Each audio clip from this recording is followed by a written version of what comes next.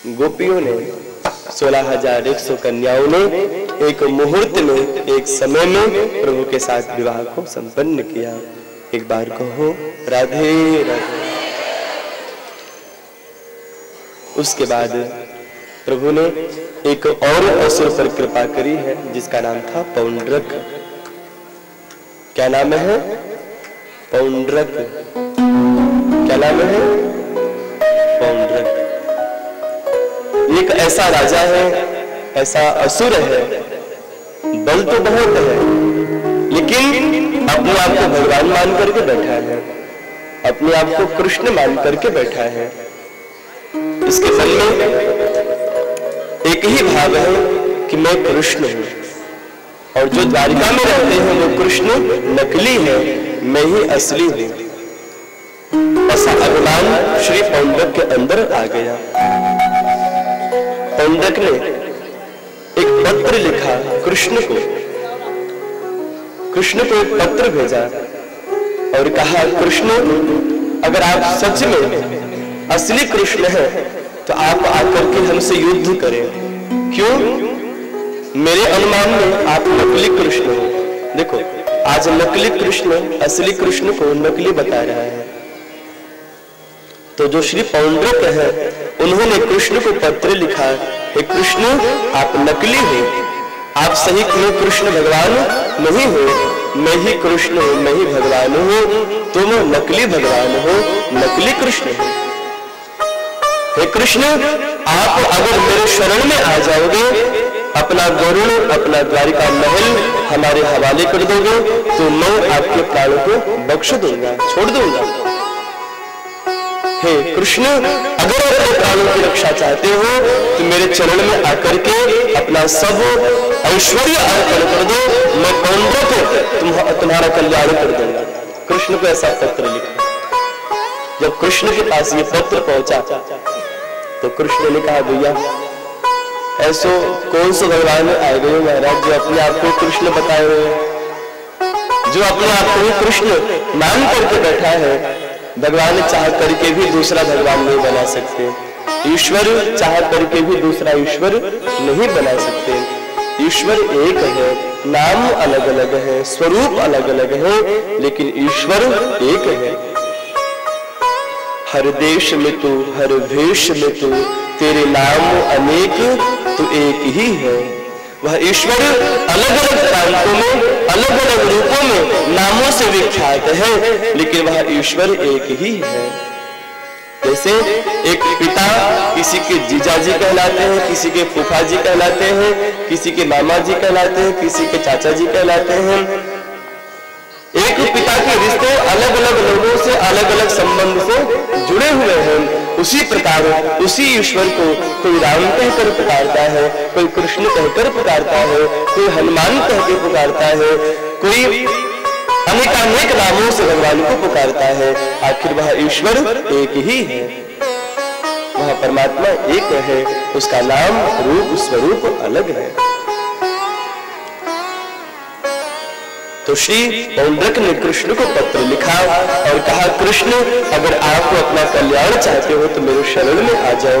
जब प्रभु ने इस पत्र को पढ़ा तो श्री प्रभु ने मन ही मन विचार किया, लगता है कृष्ण जो अपने आप को मान करके बैठा है, पौंड्रक, उसके अंदर अभिमान आकर के बैठ गया है, और जब तक इसके अभिमान को हम नष्ट नहीं करेंगे तब तक ये शांत बैठने वाला नहीं है। कभी कभी जब व्यक्ति के पास थोड़ा ज्ञान आता है, थोड़ा संपत्ति, यश प्राप्त होता है, समाज में सम्मान मिलने लगता है, तो उसे लगता है कि मैं अब भगवान हो गया, अपने आप को भगवान मान करके बैठ जाता है। कभी भी व्यक्तित्व भगवान नहीं हो सकता।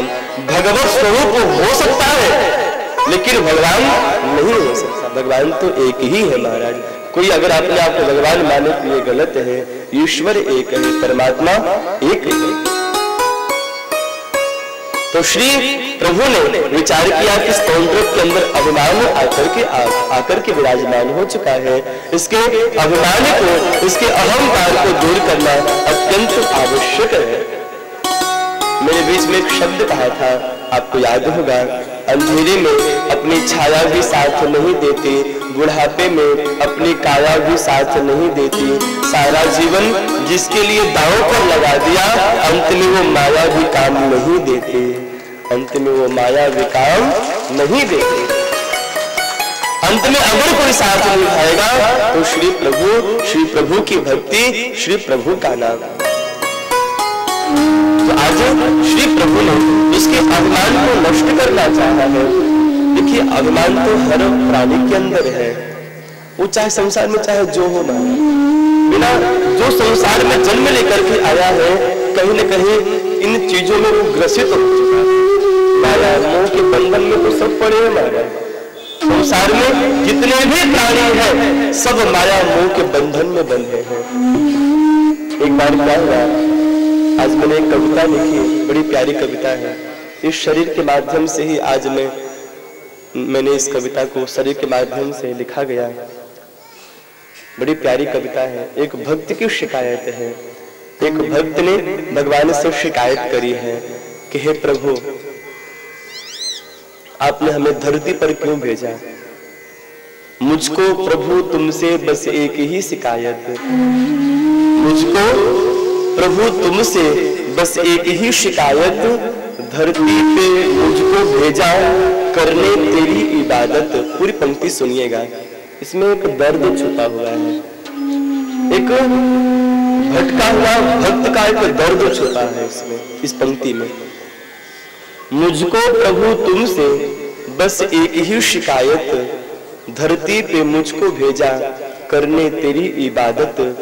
माया भी संग भेजी, माया भी संग भेजी, माया बड़ी प्रबल है, माया भी संग भेजी, माया बड़ी प्रबल है।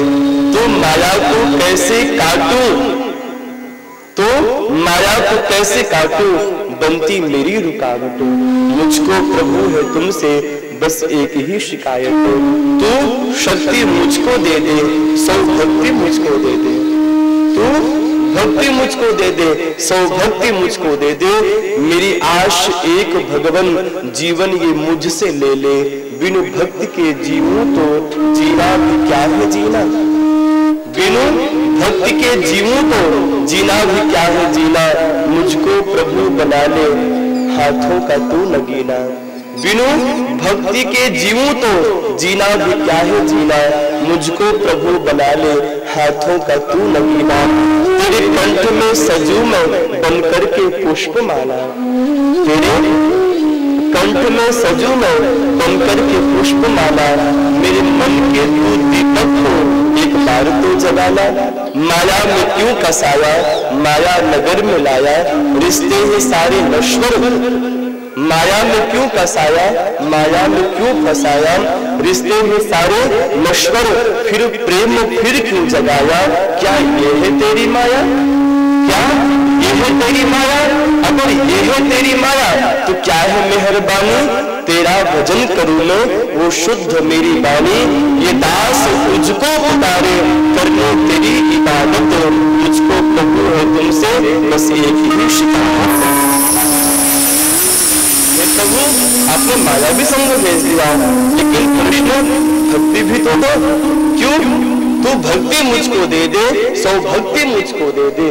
एक भक्ति तो दो मुझको, ताकि उस भक्ति के माध्यम से माया के बंधन में तो हूँ, लेकिन उस माया के बंधन में रहकर मायापति का नाम तो ले सको, कृष्ण का नाम तो ले सको। कृष्ण इतनी कृपा करो। आज श्री प्रभु ने मानो उस माया को दूर करने के लिए गरुड़ पर बैठे हैं, पौंड्रक के पास आए। पौंड्रक के पास एक नकली गरुड़ है, लकड़ी का बना है। उस पौंड्रक ने अपने आप को कृष्ण बनाने के लिए क्या नहीं किया महाराज, नकली गरुड़ बना लिया, नकली चक्र बना लिया। स्विच ऑन करता है, गरुड़ पंख भरना शुरू कर देता है, दूसरा स्विच ऑन करता, चक्र चालू हो जाता है महाराज। जब कृष्ण ने उसके इस आडंबर को देखा, कन्या मुस्कुरा भगवान बनने के लिए इसने क्या क्या नहीं किया। पौंड्रक ने देखा कृष्ण आ गया, अरे कृष्ण अच्छा हुआ आप आ गए, मुझे पता था कि आप बिना युद्ध किए ही हार मान जाओगे। और वैसे भी कृष्ण आप असली कृष्ण नहीं हो, आप असली भगवान नहीं हो, असली भगवान तो मैं हूं। कृष्ण ने कहा पौंड्रक ने कहा, कृष्ण अगर तुम अपना कल्याण चाहते हो, अपना हित चाहते हो, अपना सर्वस्व तुम हमारे चरणों में अर्पण कर दो तो मैं तुम्हारे प्राणों को बख्श दूंगा। भगवान ने कहा कि उसके लिए पहले आपको युद्ध करना होगा। एक बार कहे राधे राधे, पहले आपको हमसे युद्ध करना होगा। प्रभु ने कहा मंजूर है। तो आज श्री पौंड्रक ने और कृष्ण ने एक साथ युद्ध करना आरंभ किया है। और जैसे युद्ध करना आरंभ किया, प्रभु ने बिना देरी किए चक्र प्रकट किया है और उसी चक्र को भगवान ने पौंड्रक को मारने के लिए प्रहार किया है। देख नहीं रहे उस चक्र ने पौंड्रक के गर्दन को धड़ से अलग कर दिया है, देहों से प्राण निकला है और वह प्राण कृष्ण के चरणों में आकर के विलीन हो गया। प्रभु ने पौंड्रक के ऊपर कृपा करी। जिस पौंड्रक ने अपने अहंकार में इतने बड़े साम्राज्य को इकट्ठा किया था, आज वो सारा साम्राज्य धूल में मिल गया, सब धरती की राख हो गई। ध्यान दीजिएगा, व्यक्ति जब मरते हैं ना तो 3 तरह की गति होती है। जब कोई व्यक्ति मर जाता है तो कई लोग ऐसे होते हैं कि उस अर्थी पर पुष्प फेंकते हैं, माला फूल फेंकते हैं। क्यों? उस अर्थी पर जो लोग माला फूल फेंकते हैं, उस पुष्प को फेंकने का एक रहस्य है। रहस्य क्या? जो लोग पुष्प अर्थी पर फेंकते हैं, उस अर्थी पर पुष्प फेंकने का एक ही रहस्य है। क्या? लोग पुष्प फेंक करके श्रद्धांजलि देते हैं कि जो मर गया इसकी आत्मा को शांति हो, इसीलिए पुष्प फेंकते हैं। कई लोग ऐसे होते हैं जो अर्थी पर सिक्का फेंकते हैं, रुपया फेंकते हैं, सिक्का उछालते हैं। कई लोग मखाना फेंकते हैं, मखाना जानते हो? कई लोग अर्थी पर मखाना फेंकते हैं, लावा फेंकते हैं। लावा फेंकने का अर्थ क्या है कि लोग लावा फेंक कर ये कहना चाहते हैं कि जो मर गया इसने अपने परिवार को फला फूला छोड़ा, इसने अपने परिवार को अच्छे स्तर पर छोड़कर गया। लेकिन कई लोग ऐसे होते हैं जो अर्थी पर सिक्का फेंकते हैं, रुपया फेंकते हैं। क्यों? लोग ये कहना चाहते हैं कि जो व्यक्ति मर गया इसने अपना सारा जीवन, पूरा जीवन एक एक रुपए को इकट्ठा करने में बिता दिया था, सारा जीवन, जिंदगी का सारा क्षण धन कमाने में ही व्यतीत कर दिया। आज ये मर गया, अब इसके अंदर इतनी हिम्मत हो कि 1 रुपए का सिक्का उठा के दिखाए। जिस जीवन सारा जीवन धन कमाते कमाते, धन का संग्रह करते करते आज वो चल बसा, आज भी शरीर पड़ा है, अगर इसके अंदर हिम्मत है तो 1 रुपए का सिक्का उठा करके दिखा दे तो मैं मान जाऊं कि हाँ, जिसके लिए तुमने सारा जीवन लगा दिया, अंत में वो धन तुम्हारे काम में नहीं आ रहा है महाराज। तो ऐसे धन पर अभिमान करने से भी कोई मतलब नहीं, जो धन हमारे प्राणों की रक्षा न कर पाए। ऐसे श्वासों पर भी अभिमान करने से कोई मतलब नहीं, जो श्वास अंत काल में हमारा साथ न दे। इसीलिए जीव को कभी भी किसी वस्तु पर अभिमान नहीं करना चाहिए। आज श्री प्रभु ने पौंड्रक के ऊपर कृपा करी है। भगवान सब पर कृपा करते हैं। जो जिस भाव से भगवान की आराधना करता है, प्रभु की वंदना करता है, श्री प्रभु उस भाव से उस भक्त पर कृपा करते हैं। भगवान के चरणों में जो नित्य याद करता है, उनको स्मरण करता है, भगवान उसके हर अवगुणों को, हर दोषों को क्षमा कर देते हैं। आइए 2 पंक्ति गाते हैं, उसके बाद फिर सुदामा जी का प्रसंग सुनेंगे, फिर 10 मिनट का प्रसंग और रहेगा, उसको सुनेंगे, फिर स्वागत समारोह होगा और फिर फूल होली का दर्शन होगा। आइए सभी लोग कहेंगे राधे राधे। एक भक्त ने कहा है, हे प्रभु तेरे चरणों में जीवन की शाम किशोरियों ही मांग। हे राधा रानी, आपके चरणों में पूरा जीवन बीत जाए, हर शाम बीते, बस मेरी यही मांग है। तेरे चरणों में जीवन की शाम किशोरियों ही मांग।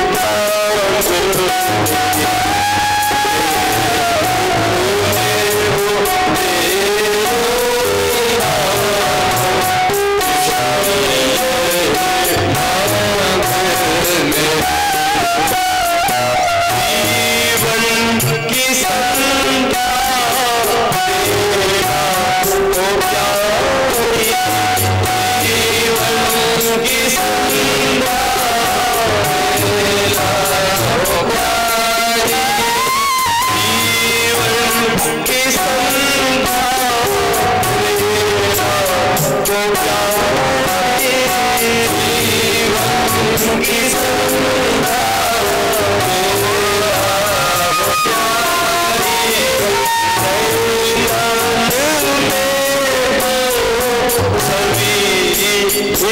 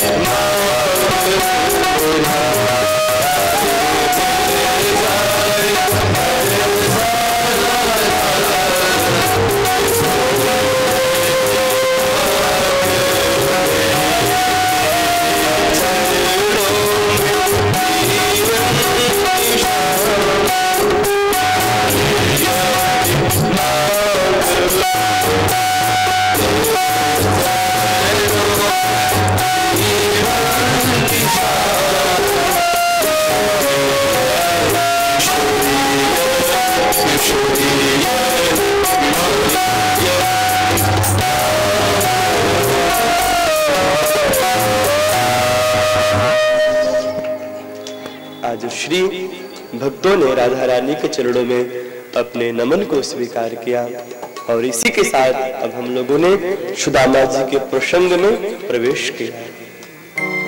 एक बार सभी लोग कहेंगे राधे राधे। भगवान के एक बड़े प्यारे भक्त जिनका नाम श्री सुदामा जी, प्रभु के बड़े अद्भुत भक्त हैं, बड़े अलौकिक भक्त हैं श्री सुदामा जी।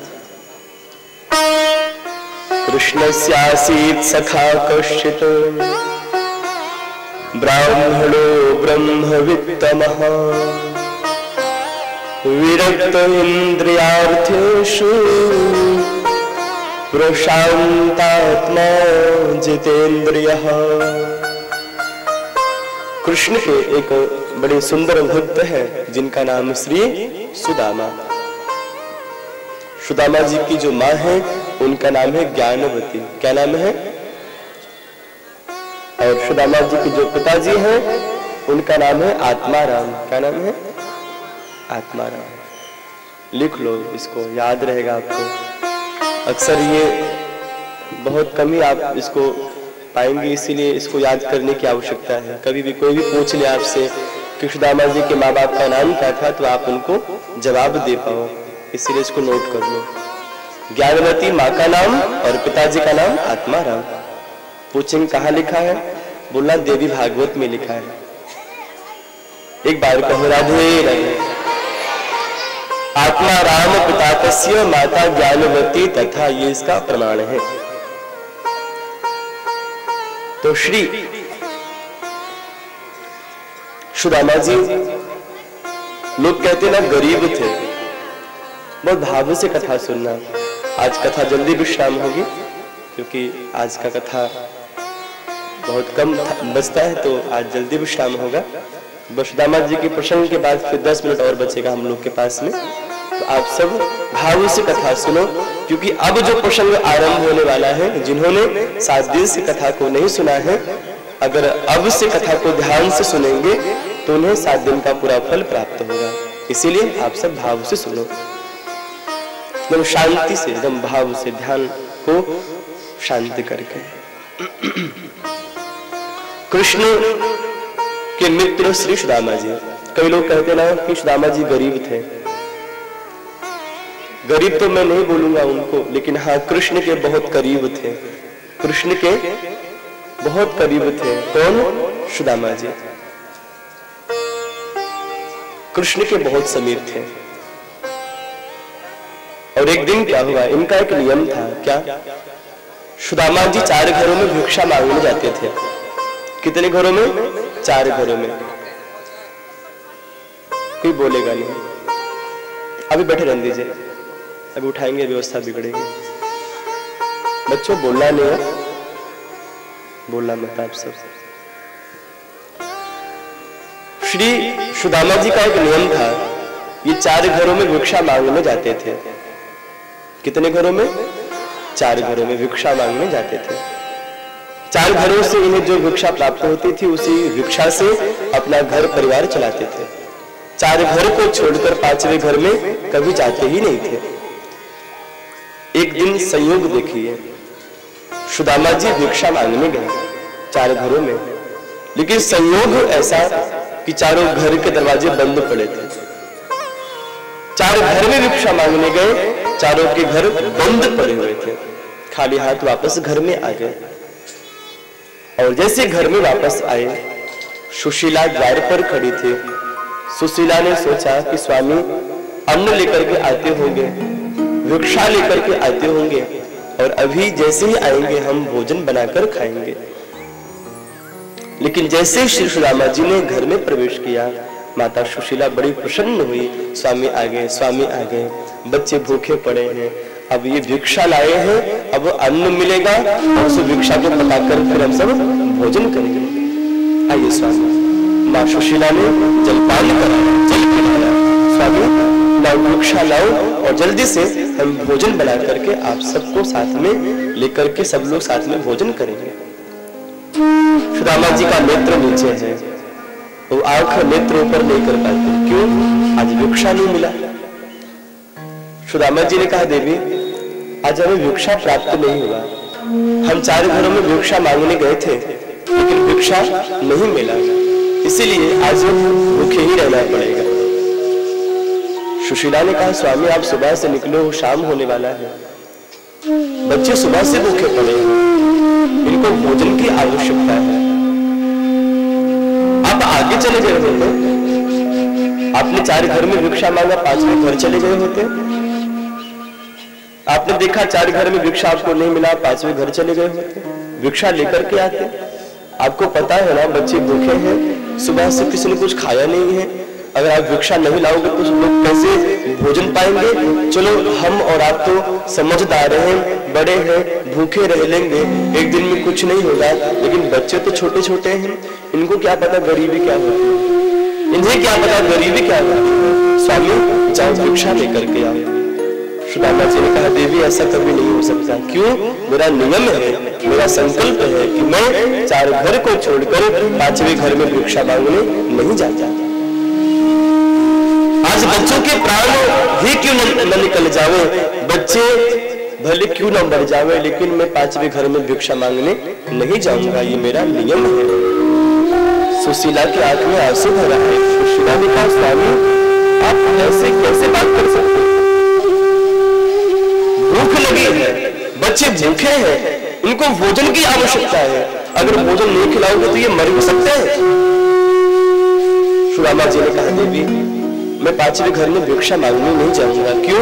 मैंने प्रतिज्ञा ली है, 4 घर को छोड़कर मैं 5वें घर में भिक्षा मांगने नहीं जा सकता।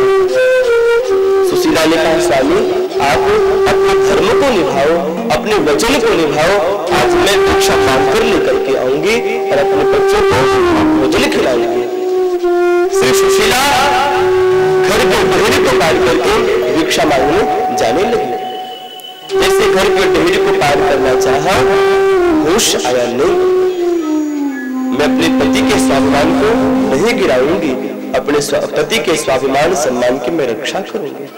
जिस मार्ग पर वो चलेंगे उनके धर्म की रक्षा मैं भी करूंगी। सुशीला वापस आ गई, स्वामी मैं नहीं जाऊंगी भिक्षा मांगने, लेकिन आप बताओ क्या बच्चे भूखे रह लेंगे? सुबह से भूखे पड़े हैं, स्वामी कुछ करो। सुदामा जी ने कहा, देवी आप बच्चों से कहो एकांत में बैठकर प्रभु का नाम ले, भगवान का नाम ले। ऐसी भक्ति महाराज, इतनी गरीबी होने के बाद भी भगवान की भक्ति नहीं छोड़ी, इतनी गरीबी होने के बाद भी प्रभु का नाम नहीं छोड़ा, प्रभु पर विश्वास रखा कि हाँ आज अंधेर है कल उजाला भी होगा, आज गरीबी है कल कुछ अच्छा भी होगा, आज बड़ा कष्ट है कल कुछ भला भी होगा। विश्वास है प्रभु पर। तो आज श्री सुदामा जी ने कहा, देवी आप बच्चों से कहो प्रभु का नाम ले। माँ सुशीला दोनों बच्चों को लेकर के मंदिर के अंदर आई। श्री सुदामा जी हाथ में माला को लेकर के जप रहे हैं, आंखों में आंसू भर करके रो रहे हैं, हे कृष्ण हे प्रभु इतनी गरीबी क्यों दी आपने? जिस गरीबी के कारण आज मैं अपने बच्चों का पेट नहीं भर पा रहा हूं। प्रभु ऐसी गरीबी किस काम की? श्री सुदामा जी रो रहे हैं और मन ही मन विचार करते कि मेरा संबंध तो कृष्ण से जुड़ा हुआ है, तो मुझे अब परवाह नहीं करना चाहिए।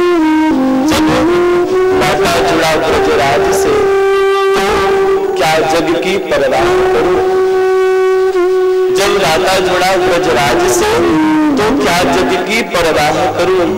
बस याद इन्हीं की बनी रहे, बस याद इन्हीं की बनी रहे, अश्रु प्रेम नित बहा करे। हे कृष्ण, दुनिया की यादों में, लोगों की यादों में ये आंखें खूब रोती है, कभी तुम्हारी याद में भी ये आंखें रोई? कृष्ण, आज रोने का दिल करता है।